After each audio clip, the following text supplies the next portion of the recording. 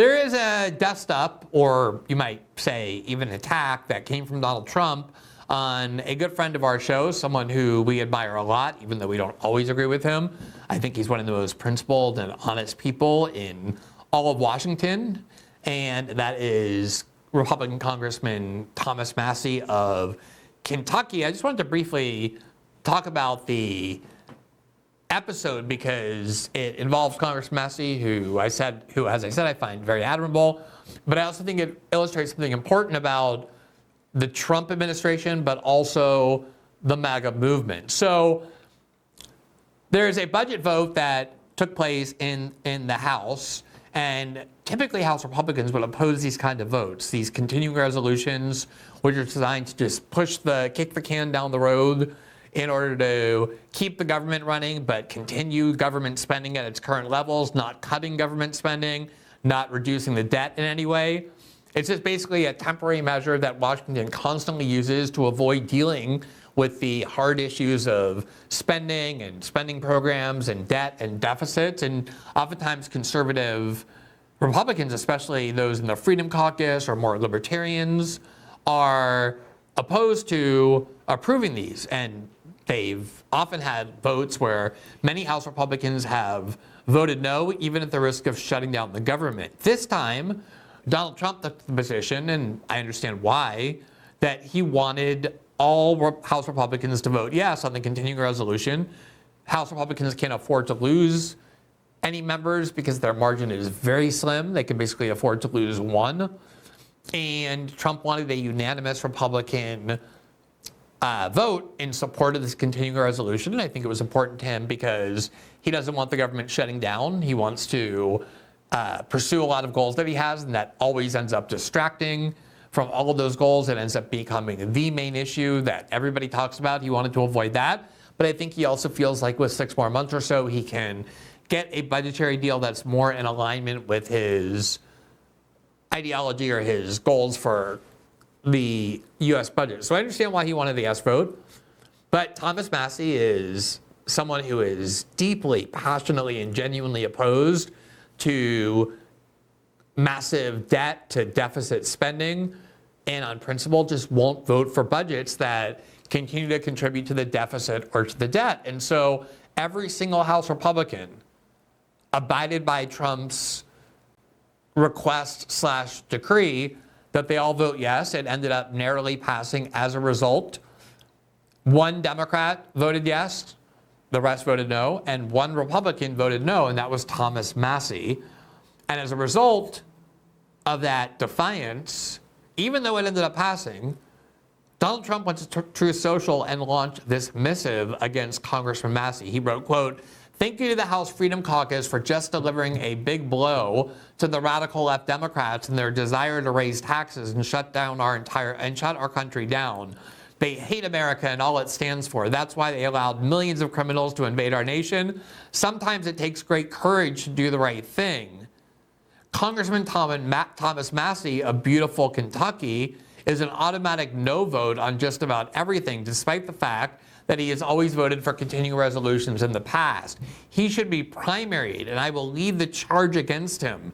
He's just another grandstander who's too much trouble and not worth the fight. He reminds me of Liz Cheney before her historic record-breaking loss. The people of Kentucky won't stand for it. Just watch. Do I have any takers? Anyway, thank you again to the House Freedom Caucus for your very important vote. We need to make time in order to make America great again, greater than ever before. Unite and win.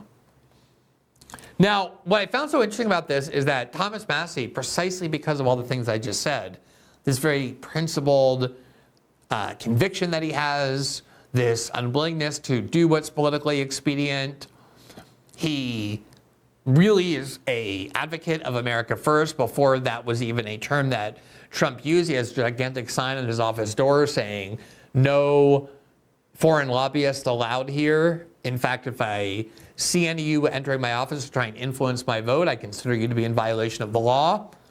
And he's somebody who comes from the Ron Paul tradition of the Republican Party.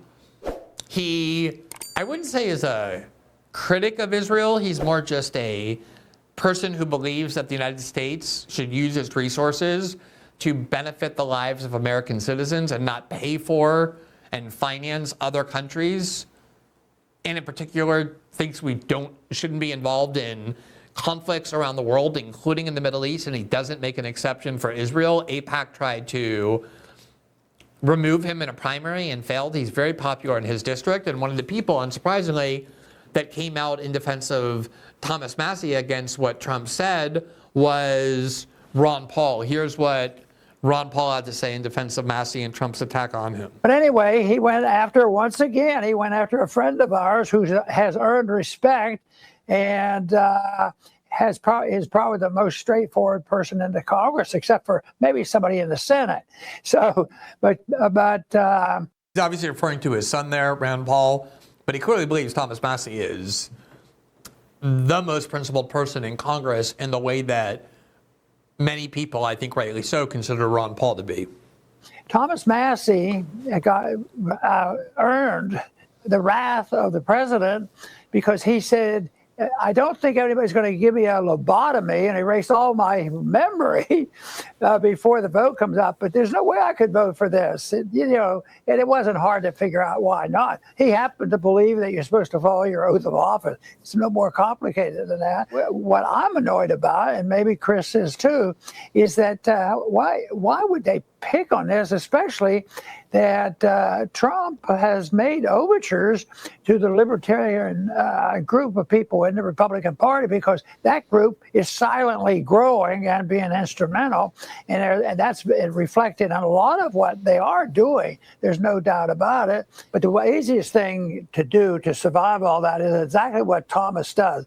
He states his position by the way he votes. Everybody knows it, and most of them respect him for it. And to gang up on him and say, well, we got to get rid of him because he's helping the Democrats, it's preposterous. It's so sad to see that.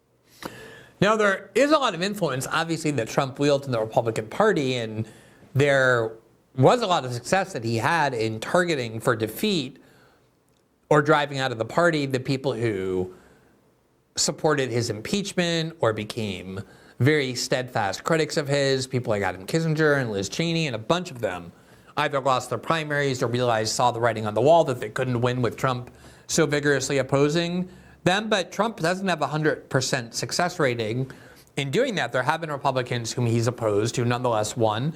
Thomas Massie is very popular in his district, and he's also very popular nationwide.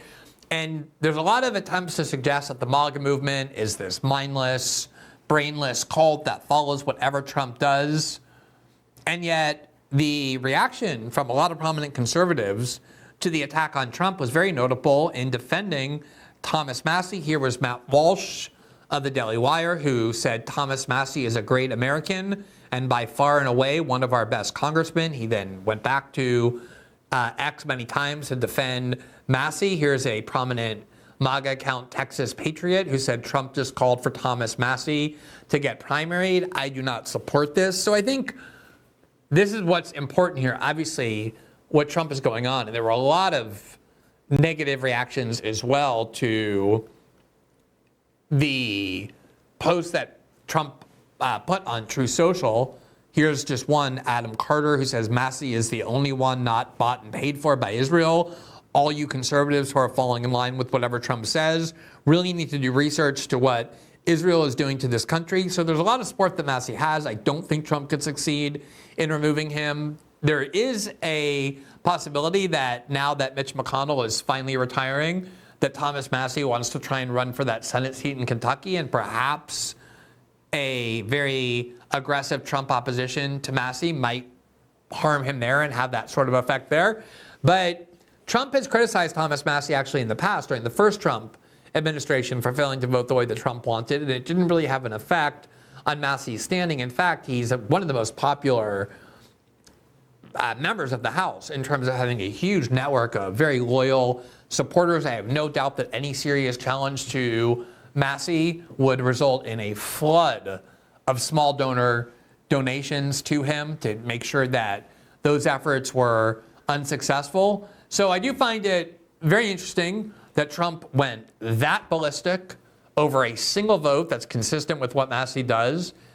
maybe it's a coincidence or maybe it isn't that Trump singled out Massie in such a vocal and aggressive way. Didn't just criticize him, but called for his removal from Congress, when clearly Massie, far and away, is the member of the House Republican caucus most hated by AIPAC because of his belief that the United States doesn't have this overarching obligation to finance Israel and support everything that Israel does. But I think the more interesting part of what happened is how many prominent Trump supporters and members of the MAGA movement said no to Trump. We're not supporting you with this. There's absolutely no reason to go after Thomas Massie. He's one of the good people in Washington. He's probably more MAGA than perhaps Donald Trump himself. And I do think it's very important that the MAGA movement, we saw this and we covered it when Elon Musk wanted to bring in more foreigners to work in the United States with H-1B visas, and you saw that war that broke out between a lot of the most prominent supporters of Donald Trump on the one hand, and Elon Musk and Vivek Ramaswamy and other Silicon Valley Trump funders on the other. And it sort of died down once Trump weighed in favor of Elon Musk and said he too supports more H-1B visas. And that was a little bit disturbing in the sense that it seemed like that might signify that at least in the beginning and maybe for the ongoing Trump presidency, that most of Trump's MAGA supporters would not be willing to oppose him, even when Trump took positions antithetical to their ideology and how they understand the MAGA movement. This case, though, kind of rejuvenated my hopes that there are going to be times when even Trump's most loyal supporters push back against him, and his attack on Thomas Massie seemed to be a clear case of their willingness to do so. And I think it was definitely reflective of, as well, of the respect people have for Congressman Massie, respect that I definitely share, and the belief that he's somebody who, even if you don't always agree with him, is acting out of conviction and principle, and how rare that is in Washington. So we definitely thought that was something worth noting. Thanks for watching this clip from System Update, our live show that airs every Monday through Friday at 7 p.m. Eastern, exclusively on Rumble. You can catch the full nightly shows live or view the backlog of episodes for free on our Rumble page. You can also find full episodes the morning after they air across all major podcasting platforms, including Spotify and Apple. All the information you need is linked below. We hope to see you there.